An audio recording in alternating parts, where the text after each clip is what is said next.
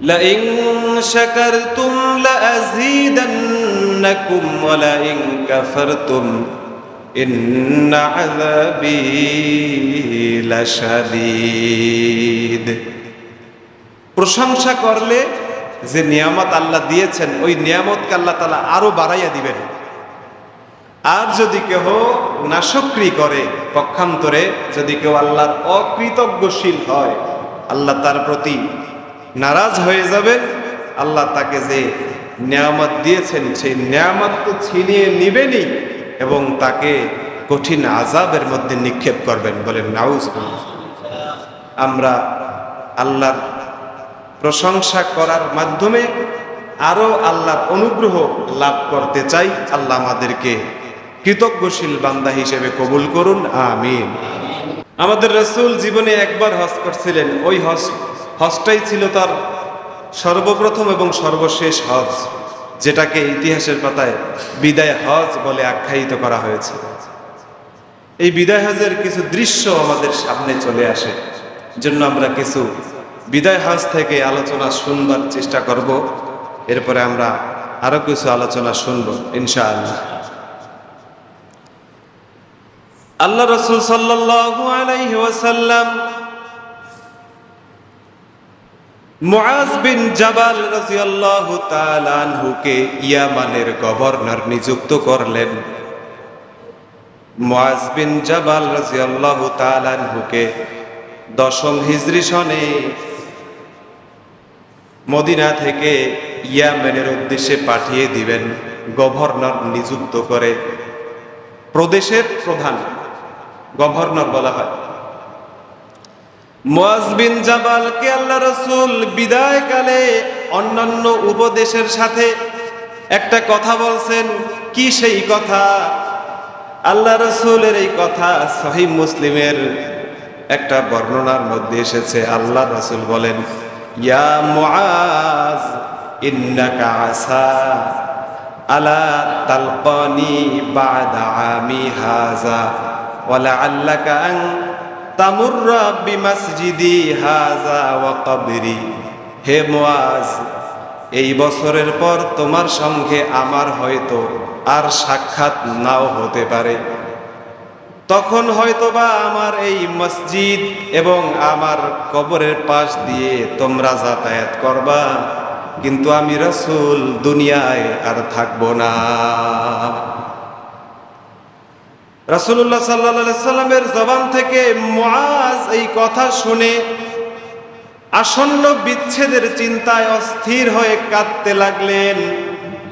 প্রকৃতপক্ষে আল্লাহ এটাই চেয়েছিলেন যে তিনি তার নবী করিম সাল্লাল্লাহু আলাইহি সাল্লামকে ইসলামী দাওয়াতের কার্যকারিতা এবং সুফল বাস্তব ক্ষেত্রে দেখিয়ে দেবেন। এ দাওয়াতের কাজেই নবী করিম সাল্লাল্লাহু আলাইহি সাল্লাম অবর্ণনীয় দুঃখ কষ্ট সহ্য করেছেন এবং অসাধারণ ত্যাগ স্বীকার করেছেন। বস্তুত রাসূলুল্লাহ সাল্লাল্লাহু আলাইহি সাল্লামের এই অসাধারণ সাফল্য মণ্ডিত দাওয়াতের কর্মকাণ্ডের অন্তিম পর্যায়ে এটাই সুসংগত হবে যে হজের মৌসুমে যখন মক্কার পার্শ্ববর্তী আরব গোত্রসমূহের সদস্য ও প্রতিনিধিগণ একত্রিত হবেন, তখন তারা নবী করিম সাল্লাল্লাহু আলাইহি সাল্লামের নিকট থেকে দ্বীনের আহ্বান এবং শরীয়তের বিধিবিধান সমূহ জেনে নেবেন এবং নবী করিম সাল্লাল্লাহু আলাইহি সাল্লাম তাদের নিকট থেকে সাক্ষ্য গ্রহণ করবেন যে তিনি তাদের নিকট আল্লাহর পবিত্র আমানাত যথার্থভাবে পৌঁছে দিয়েছেন, আল্লাহর পক্ষ থেকে তার উপর অর্পিত দায়িত্ব তিনি পালন করেছেন এবং উম্মতের কল্যাণ কামনার হক আদায় করেছেন। আল্লাহ তাআলার ইচ্ছা রাসূলুল্লাহ সাল্লাল্লাহু আলাইহি সাল্লাম যখন সেই ঐতিহাসিক হজ্জে মাকবুল বিদায় হজের জন্য তার ইচ্ছে এবং কর্মসূচি ঘোষণা করলেন, তখন আরবের মুসলিমগণ দলে দলে সমবেত হতে আরম্ভ করলেন। প্রত্যেকেরই ঐকান্তিক ইচ্ছে ছিল, অন্তরের গভীরের ইচ্ছা ছিল রাসূলুল্লাহ সাল্লাল্লাহু আলাইহি সাল্লামের পদচিহ্নকে নিজ নিজ চলার পথে একমাত্র আকাঙ্ক্ষিত অনুসরণযোগ্য বা পাথেয় হিসেবে গ্রহণ করে নেবেন, অথবা অপেক্ষার ক্ষণ ঘনিয়ে আসলো, যুলকাদা মাসের আর মাত্র 4 দিন বাকি। শনিবার দিবসে রাসূলুল্লাহ সাল্লাল্লাহু আলাইহি সাল্লাম মক্কা অভিমুখে হজের যাত্রার জন্য প্রস্তুতি গ্রহণ করলেন। আল্লাহ রাসূল সাল্লাল্লাহু আলাইহি সাল্লাম চুলে চিরুনি ব্যবহার করলেন, তেল মালিশ করলেন, পোশাক পরিচ্ছদ পরিধান করলেন, কুরবানির পশুগুলোকে মালা পরালেন এবং জোহর সালাতের পর রওনা হয়ে গেলেন। আসরের পূর্বে যুলহুলাইফা নামক স্থানে আল্লাহ রাসূল তার কাফেলাকে নিয়ে পৌঁছলেন। সেখানে আসরের 2 রাকাত নামাজ আদায় করলেন এবং শিবির স্থাপন করলেন। সারা রাত সেখানে অবস্থান করলেন। সকালবেলা তিনি সাহাবীদেরকে ডাক দিয়ে বললেন, আতানিল লাইলাতা আতিম মির রাব্বি ফাকালা সাল্লি ফি হাযাল ওয়াদিল মুবারাক ওয়া কুল উমরাতুন ফি হাজ্জাহ। আল্লাহ রাসূল বলতেছেন, সাহাবীরা রে, আজ রাতে আমার রবের পক্ষ হতে একজন আগন্তুক এসে বলেছেন, এই পবিত্র উপত্যকায় সালাত আদায় করো এবং হজের সঙ্গে উমরাও আদায় করবা। এই যে হজের জন্য তোমরা রওনা দিয়েছো, এই হজের সাথে উমরাও সংশ্লিষ্ট রয়েছে। সুবহানাল্লাহ বলেন। স্বপ্নে আল্লাহ রাসূলকে এই নির্দেশনা দেওয়া হয়েছে। কার পক্ষ থেকে? আল্লাহর পক্ষ থেকে। আল্লাহর নবী সাল্লাল্লাহু আলাইহি ওয়াসাল্লাম স্বপ্নের মাধ্যমে নির্দেশিত হয়েছেন, হজ করবেন পাশেই উমরাও করবেন। এটাকে বলা হয় হজের 3টা প্রকারের 1 নম্বর প্রকার হজ্জে কিরান। অতঃপর যোহরের সালাতের পূর্বে নবী করিম সাল্লাল্লাহু আলাইহি ওয়াসাল্লাম ইহরামের জন্য গোসল করলেন। আল্লাহ রাসূলকে স্বপ্নে দেখানো হয়েছে রাত্রে। সকালে উঠছেন, ফজরের নামাজ আদায় করে এরপরে সাহাবীদেরকে স্বপ্নের কথা বলছেন। আল্লাহ রাসূল সাল্লাল্লাহু আলাইহি সাল্লাম যোহরের সালাতের পূর্বে ইহরামের জন্য গোসল করলেন। এরপর আয়েশা রাদিয়াল্লাহু তাআলা আনহা রাসূলুল্লাহ সাল্লাল্লাহু আলাইহি সাল্লামের শরীর এবং পবিত্র মাথায় নিজ হাতে জারঈরাহ এবং মেশক মিশ্রিত এক প্রকার সুগন্ধি দ্রব্য মালিশ করে দিলেন। সুবহানাল্লাহ বলেন। সুগন্ধির রেশ নবী করিম সাল্লাল্লাহু আলাইহি সাল্লামের মাথার সিথি এবং দাড়িতে পরিলক্ষিত হলো। কিন্তু রাসূলুল্লাহ সাল্লাল্লাহু আলাইহি সাল্লাম সেই সুগন্ধি না ধুয়ে তা স্থায়ীভাবে রেখে দিলেন। অতঃপর তিনি লুঙ্গি পরিধান করলেন, চাদর গায়ে দিলেন এবং যোহরের 2 রাকাত নামাজ আদায় করছেন। যোহরের নামাজ ফরজ কয় রাকাত? পড়ছে কয় রাকাত? যেহেতু সফরের উদ্দেশ্যে রওনা হয়েছে মুসাফির অবস্থায় কসর করে নামাজ 4 রাকাতেরটা কয় রাকাত? 2 রাকাতের জন্য আল্লাহর রাসূল সফরে 2 রাকাত নামাজ আদায় করলেন। এরপর সালাতের স্থানে একই সঙ্গে হজ এবং উমরার ইহরাম বেঁধে লাব্বাইক আল্লাহুম্মা লাব্বাইক লাব্বাইক লা শারীকা লাক লাব্বাইক ইন্নাল হামদা ওয়ান নি'মাতাক লাকা ওয়াল মুলক লা শারীকা লাক। এই তালবিয়া আপনারা পরে পাঠেন না? ইহরাম বেঁধে আল্লাহ রাসূল এই তালবিয়া পাঠ শুরু করলেন। ইহরাম বাঁধার পর তালবিয়া পাঠ করার পর বাইরে এসে একটা উটের পিঠে আল্লাহ রাসূল আরোহণ করছেন। এই উটটার নাম হচ্ছে কসওয়া। জোরে বলেন সুবহানাল্লাহ। আপনাদের কি যেন সুবহানাল্লাহ বলতে আমার না বলা লাগে, আপনারাই বলবেন, ঠিক আছে ইনশাআল্লাহ? সুসংবাদ পাইলেই সুবহানাল্লাহ বলবেন, ভালো সংবাদ শুনলেই সুবহানাল্লাহ ইনশাআল্লাহ। আল্লাহ রাসূল যেই উটের পিঠে চড়ে বিদায় হজের মতো মহান কাজ সম্পাদন করেছেন, এই উটের নাম কসওয়া। আল্লাহ রাসূল কসওয়া নামক উটের পিঠে আরোহিত হয়ে দ্বিতীয়বার লাব্বাইক ধ্বনি উচ্চারণ করেন। অতঃপর উটে আরোহণ করে ফাঁকা ময়দানে আগমন করেন এবং সেখানে উচ্চস্বরে লাব্বাইক ধ্বনি উচ্চারণ করেন। অতঃপর মক্কা অভিমুখে ভ্রমণ অব্যাহত রাখলেন। সপ্তাহকাল ব্যাপী এই ভ্রমণ চলতে লাগলো। চলতে চলতে সন্ধ্যার আগ মুহূর্তে রাসূলুল্লাহ সাল্লাল্লাহু আলাইহি সাল্লাম যখন মক্কার নিকটবর্তী জুতুয়া নামক স্থানে পৌঁছলেন, তখন যাত্রা বিরতি করে সেখানে রাত্রি যাপন করলেন এবং ফজরের সালাত আদায়ের পর গোসল করলেন, অতঃপর সকাল নাগাদ মক্কায় প্রবেশ করলেন। সুবহানাল্লাহ। দিবসটা ছিল 10ম হিজরির 4ঠা জিলহজ। কয় তারিখ? 4 তারিখ। 4 তারিখ জিলহজ মাসের 4 তারিখ রবিবার আল্লাহ রাসূল মক্কায় প্রবেশ করলেন। পথে তিনি 8টা রাত কাটাইছেন। কয় রাত? 8 রাত কাটিয়েছেন। মধ্যম ভাবে তিনি এই যাত্রা করেছেন। অনেক তাড়াহুড়া করে করেছেন, আবার একেবারে আস্তে আস্তে করেছেন না, মধ্যম ভাবে আল্লাহ রাসূল সাল্লাল্লাহু আলাইহি সাল্লাম এই যাত্রা করেছেন। মসজিদুল হারামে পৌঁছে রাসূলুল্লাহ সাল্লাল্লাহু আলাইহি ওয়াসাল্লাম প্রথমে কাবা গৃহে তাওয়াফ কাজ সম্পন্ন করেছেন। সুবহানাল্লাহ। আল্লাহ রাসূল মক্কাতুল মুকাররমায় প্রবেশ করে কাবা প্রদক্ষিণ করার পর সাফা মারওয়ার মধ্যে সাই করেন, কিন্তু ইহরাম ভঙ্গ করেন নাই। সাধারণত যারা উমরা করে তারা কি করে? তাওয়াফ করে সাফা মারওয়া, সাই করার পর তারা ইহরাম ভঙ্গ করে, মানে মাথা মুন্ডন করে, হালাক করে। কিন্তু আল্লাহ রাসূল সাল্লাল্লাহু আলাইহি সাল্লাম ইহরাম ভঙ্গ করেন নাই, মাথা হালাল করে নাই। কারণ আল্লাহ রাসূল হজ এবং উমরার ইহরাম একসাথে বেঁধেছেন। সুতরাং হজের সব কাজ শেষ হওয়ার পর ইহরাম ভাঙবেন, এর আগে ইহরাম ভাঙবেন না। রাসূলুল্লাহ সাল্লাল্লাহু আলাইহি সাল্লাম তিনি সাথে করে কোরবানির পশু নিয়ে আসছিলেন। শুধু সে নয়, আল্লাহ রাসূলের সাথে আরো অন্যান্য সাহাবারাও সাথে করে কোরবানির পশু নিয়ে আসছেন মদিনা থেকে। সুবহানাল্লাহ। তাওয়াফ ও সাই সম্পন্ন করার পর রাসূলুল্লাহ সাল্লাল্লাহু আলাইহি সাল্লাম মক্কার উপরিভাগে হাজুন নামক স্থানের পাশে অবস্থান করেন। হাজুন জায়গাটার নাম কি? হাজুন। কিন্তু দ্বিতীয়বার হজের তাওয়াফ ছাড়া আর অন্য কোনো তাওয়াফ করেননি সাহাবাগানের মধ্যে যারা কুরবানির পশু সঙ্গে নিয়ে আসেননি।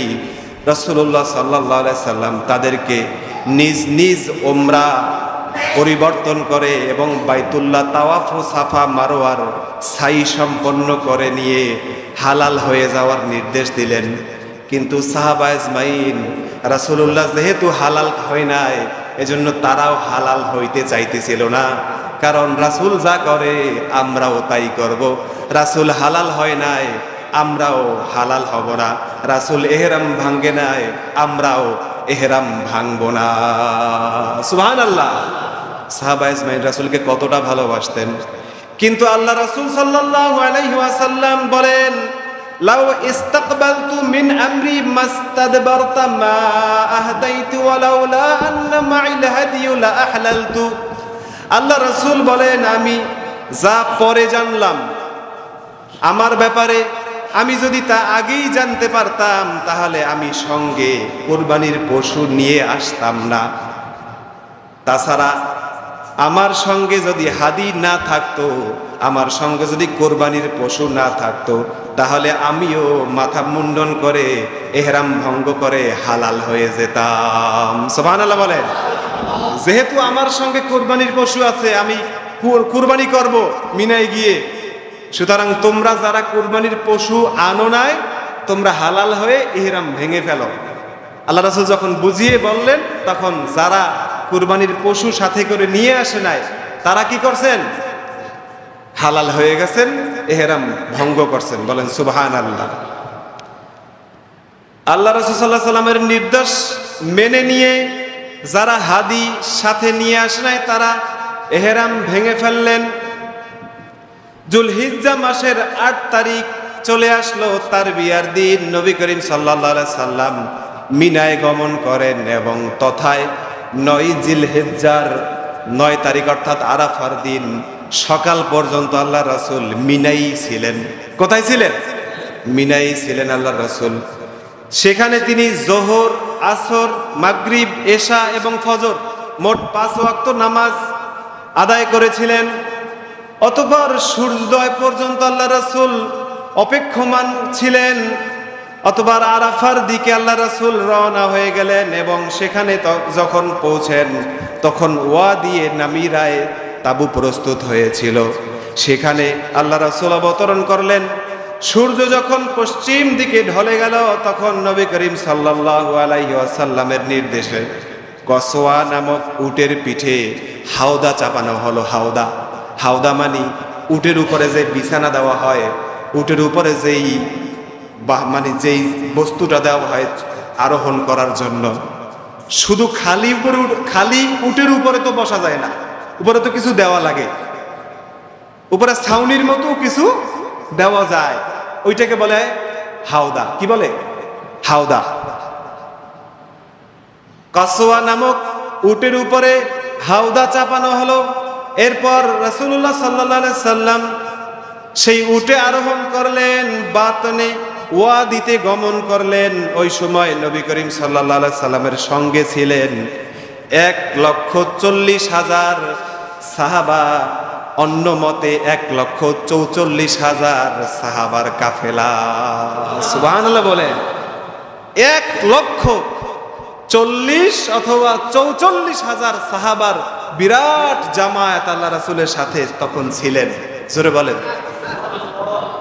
আল্লাহ রাসূল সাল্লাল্লাহু আলাইহি সাল্লাম এই বিশাল জনতার উদ্দেশ্যে এক ঐতিহাসিক এবং মর্মস্পর্শী ভাষণ প্রদান করেছিলেন। ঐতিহাসিক ভাষণ, এই ভাষণটাকে বলা হয় বিদায় হজের ভাষণ। এই বিশাল জনতার উদ্দেশ্যে আল্লাহ রাসূল সাল্লাল্লাহু আলাইহি ওয়াসাল্লাম ঐতিহাসিক এবং মর্মস্পর্শী এক ভাষণ প্রদান করেন। সমবেত জনতাকে লক্ষ্য করে আল্লাহ রাসূল সাল্লাল্লাহু আলাইহি ওয়াসাল্লাম বলেন, আইয়ুহান নাস ইসমাউ কওলি ফাইন্নী লা আদরি লাআল্লি লা আলকাকুম বা'দা আমী হাযা বিহাযাল মাওকিফ আবাদা। আল্লাহ রাসূল সাল্লাল্লাহু আলাইহি ওয়াসাল্লাম তিনি সাহাবাদেরকে উদ্দেশ্য করে বললেন, আইয়ুহান নাস, হে মানব সকল। আইয়ুহান নাস, হে মানব সকল, আমার কথা মনোযোগ দিয়ে শোনো। ইসমাউ, মনোযোগ দিয়ে শোনো, কারণ আমি জানি না এরপর আর কোনোদিন তোমাদের সঙ্গে এই স্থানে মিলিত হতে পারবো কিনা। আল্লাহ রাসূলের জবান থেকে এই কথা বের হওয়া মানে কোনো কিছু ভয়াবহ ঘটনা ঘটতে যাচ্ছে। আল্লাহ রাসূল সাল্লাল্লাহু আলাইহি সাল্লাম তিনি বলে দিলেন, আমি জানি না এরপর আর কোনোদিন তোমাদের সঙ্গে এই স্থানে মিলিত হতে পারবো কিনা। আল্লাহ রাসূল বলেন, ইনদিমাকুম ওয়া আমওয়ালাকুম হারামুন আলাইকুম কাহুরমাতি ইয়াউমিকুম হাযা, তোমাদের রক্ত এবং তোমাদের ধন সম্পদ অন্যদের জন্য এমনি ভাবে হারাম যেমনটি তোমাদের আজকের দিন, চলতি মাস এবং এ বরকতপূর্ণ শহরের হুরমত রয়েছে। শুনে রাখো, অন্ধকার যুগের প্রত্যেকটি রাওয়াজ রসম আমার পদতলে পিষ্ট হয়ে গেছে। জাহিলিয়াত যুগের শোনিত প্রসঙ্গের পরিসমাপ্তি ঘটল। আমাদের রক্তের মধ্যে প্রথম রক্ত যা আমি নিঃশেষ করছি তা হচ্ছে রবিয়া বিন হারিসের ছেলের রক্ত। এ সন্তান বনু সাদ গোত্রে দুগ্ধপান করছিল, এমন সময় হোজাইল গোত্র তাকে হত্যা করে।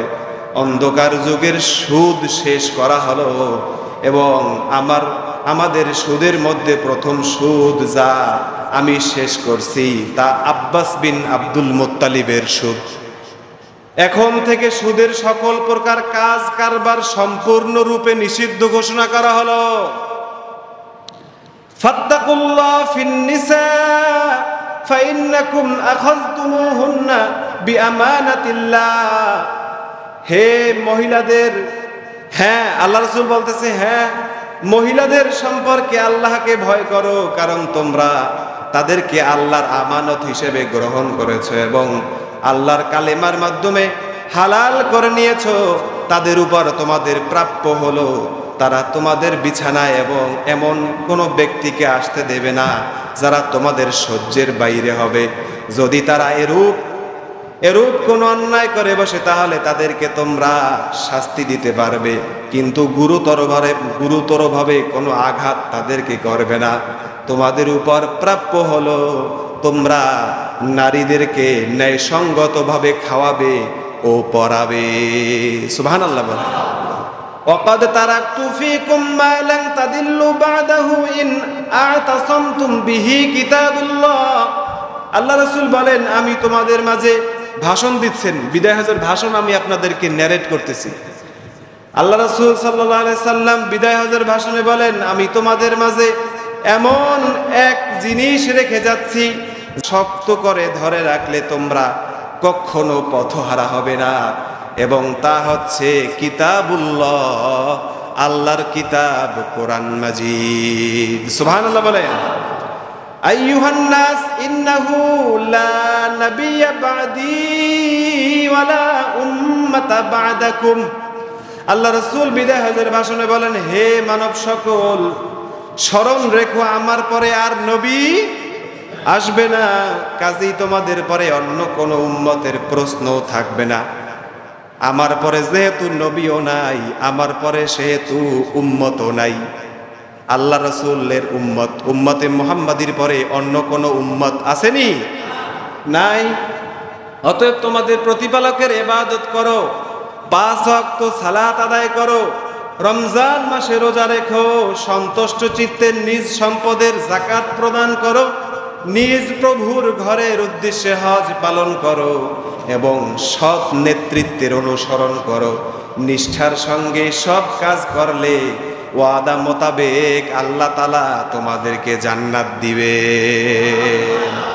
ওয়া আনতুম তাসআলুনা আন্নী ফামা আনতুম কাইলুন।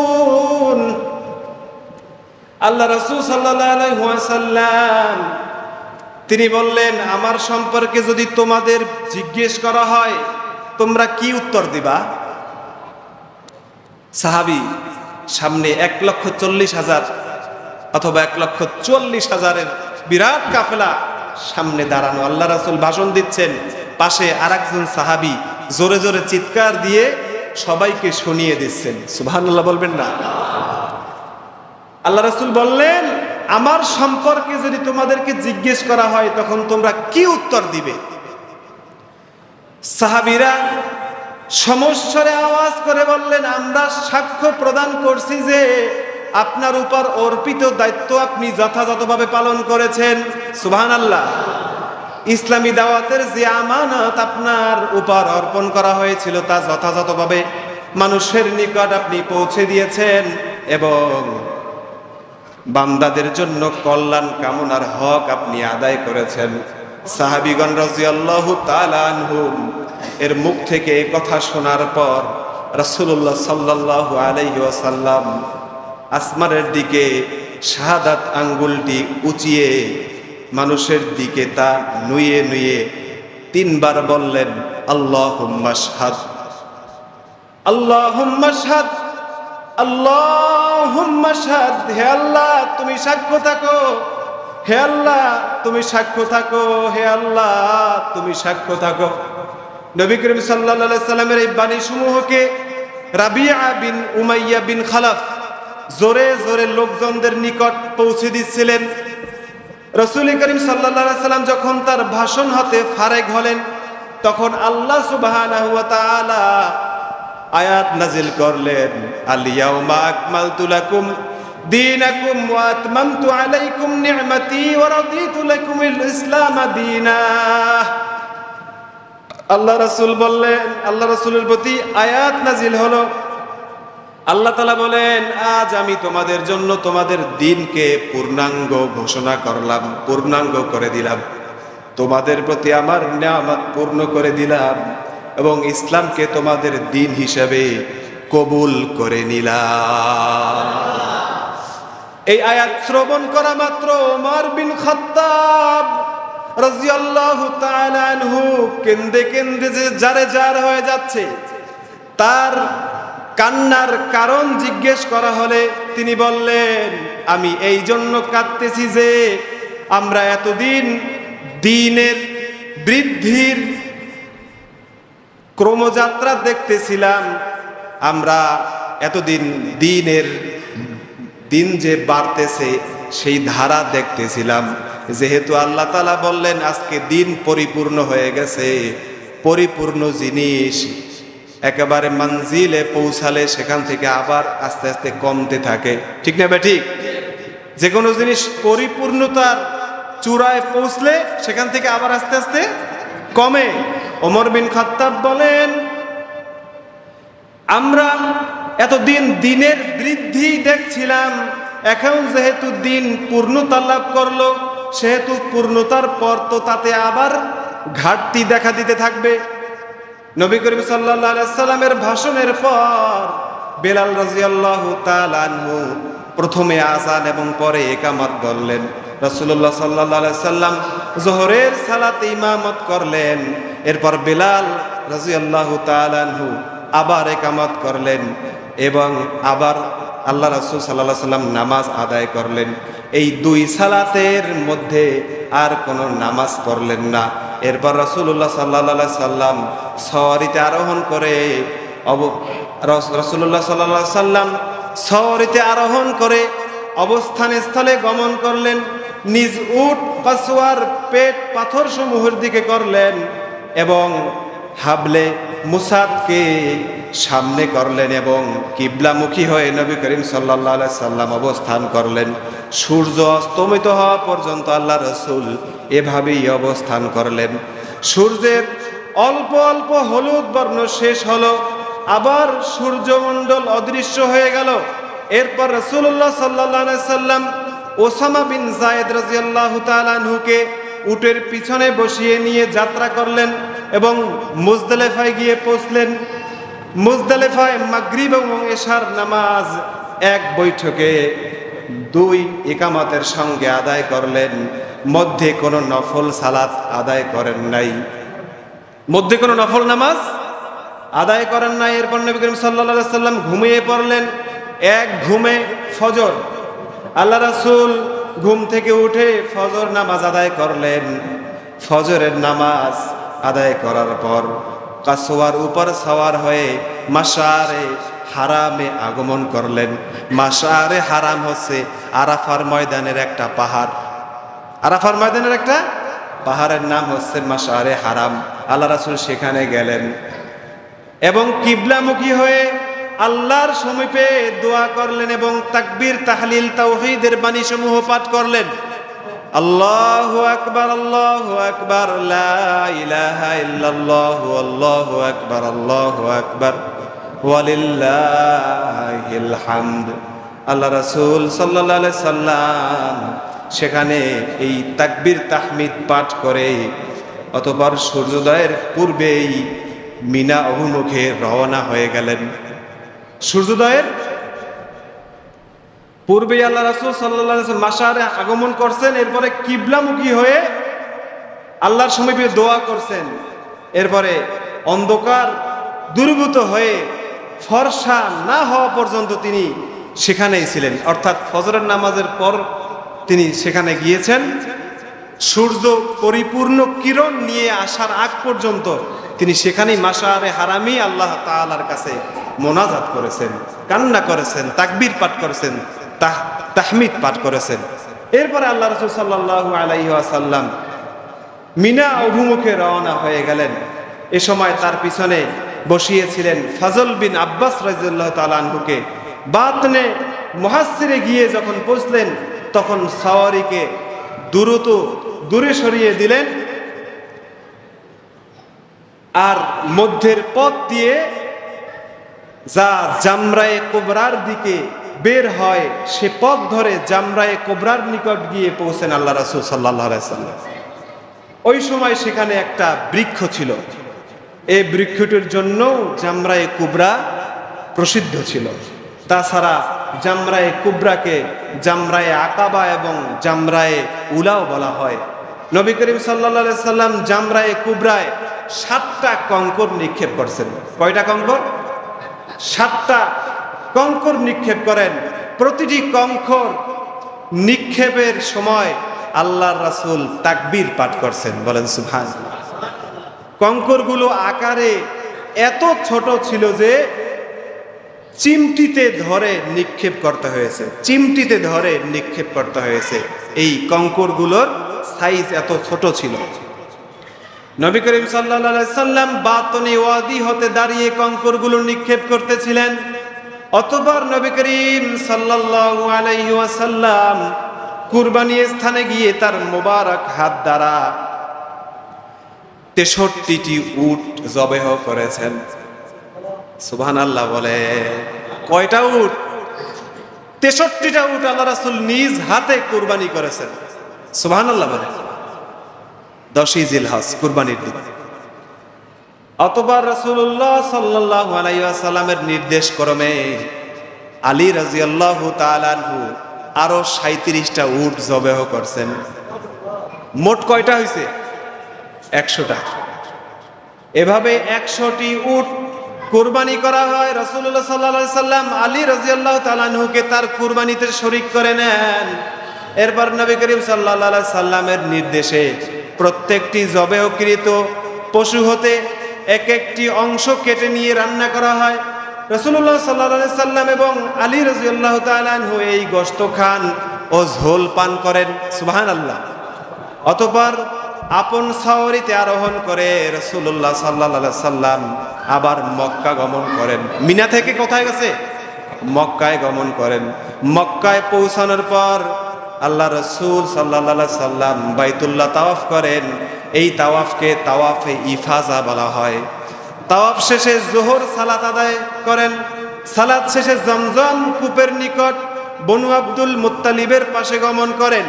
তারা হাজীদেরকে জমজমের পানি পান করাচ্ছিলেন। সুবহানাল্লাহ। আল্লাহ রাসূল বলেন, ইনজিউ বানি আব্দুল মুত্তালিব ফালাউলা আই ইউগালিবুকুমুন নাস আলা সিকায়াতিকুম লানাযাতু মাআকুম। বনু আব্দুল মুত্তালিব, তোমরা পানি উত্তোলন করো।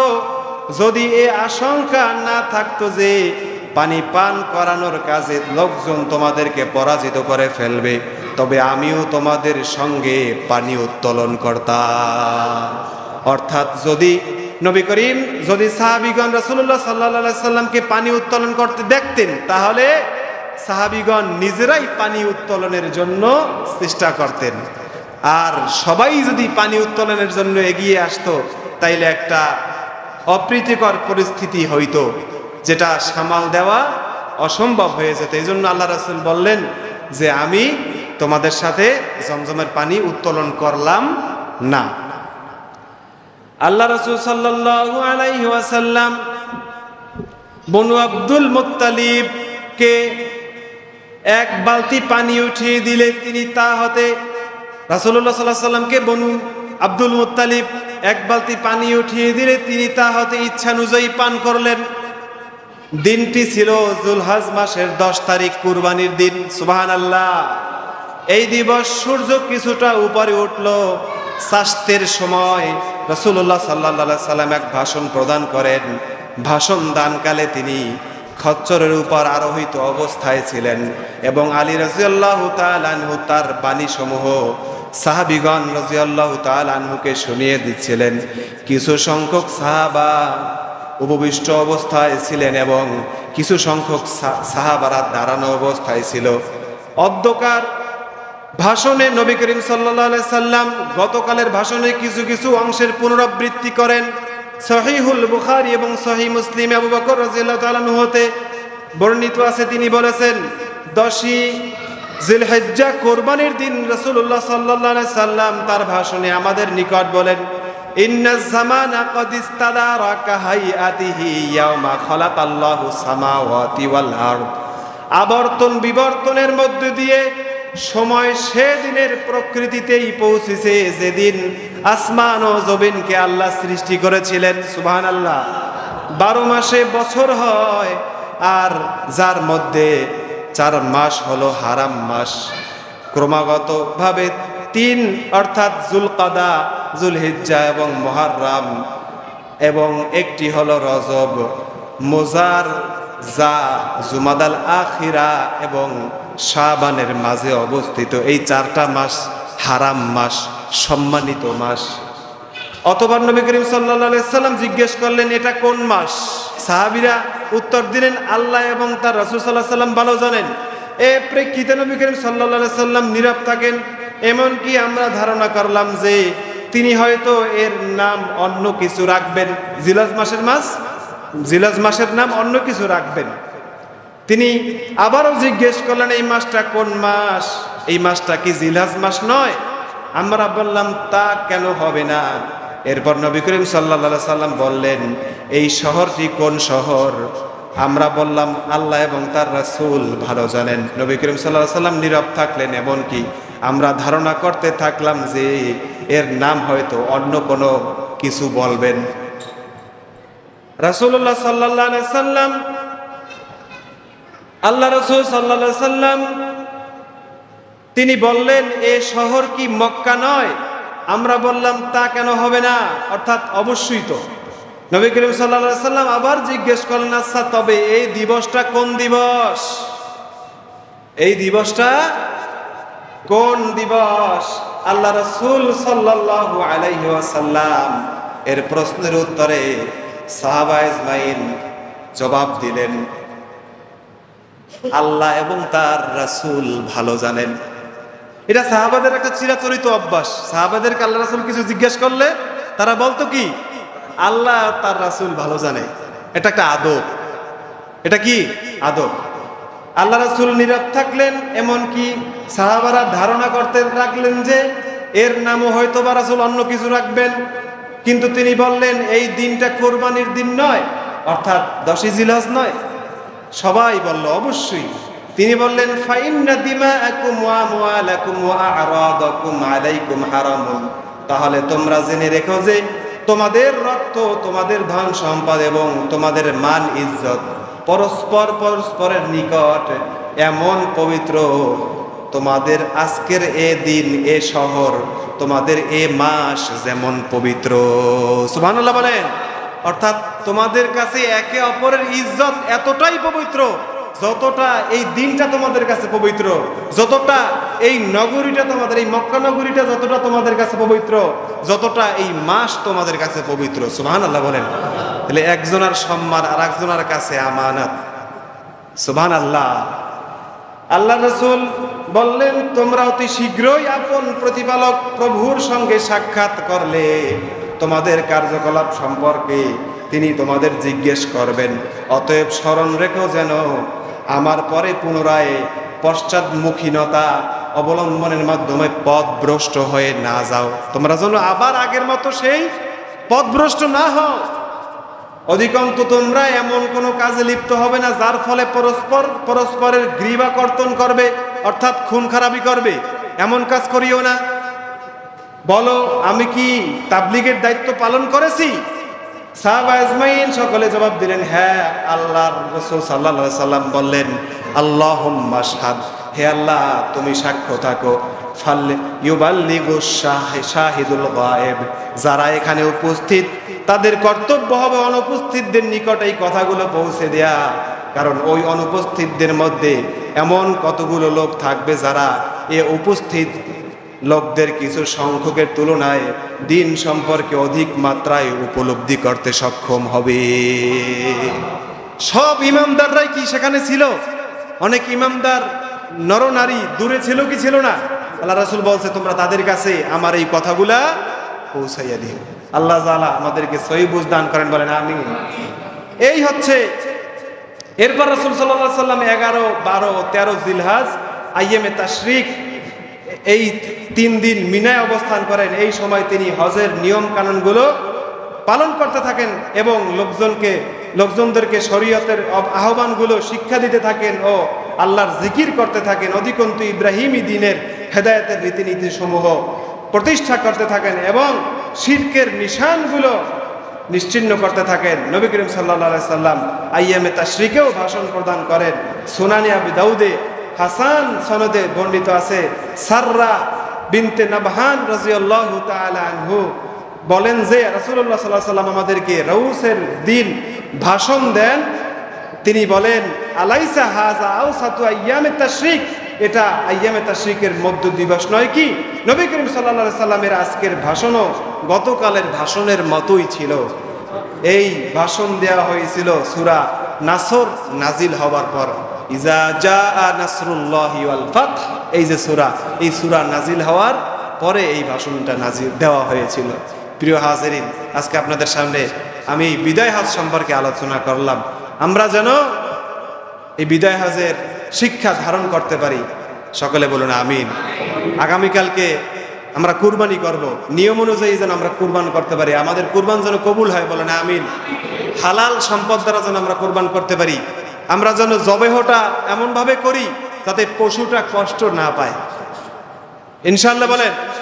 পশুটাকে শোয়াইয়া বেশিক্ষণ রাখবেন না, অতি ধার যুক্ত ছুরি দিয়ে জবেহ করবেন, যাতে দ্রুত সময়ের মধ্যে যাতে জবেহটা হয়ে যায়। পাটা বেঁধে নিবেন, মাথাটা চেপে ধরবেন, ভালোভাবে চেপে ধরবেন, যাতে অর্ধেক জবেহের পরে আবার গরু লাফ দিয়ে না উঠতে পারে, এতে করে পশুটা আরো বেশি কষ্ট পাবে। এটা খেয়াল রাখবেন। আপনার আবেগ কুরবানিতে শুধু পশুই জবেহ করবেন না, আপনার মনের পশুত্বকেও ওই দিন ধ্বংস করবেন ইনশাআল্লাহ বলেন। অহংকার দূরীভূত করবেন। কুরবানি করবেন কার নামে? আল্লাহর নামে। তবে আপনার পক্ষ থেকে হতে পারে, আপনার পিতার পক্ষ থেকে হতে পারে, আপনার দাদা দাদির পক্ষ থেকেও হতে পারে, কিন্তু নাম হবে কার? আল্লাহর নামে হবে। আল্লাহ তাআলা আমাদের সকলকে তৌফিক দান করেন, বলেন আমিন। আমরা যাহারা পরে এসেছি, আমরা ক্বাবলাল জুমা 4 রাকাত সুন্নাত নামাজ আদায় করে নিই।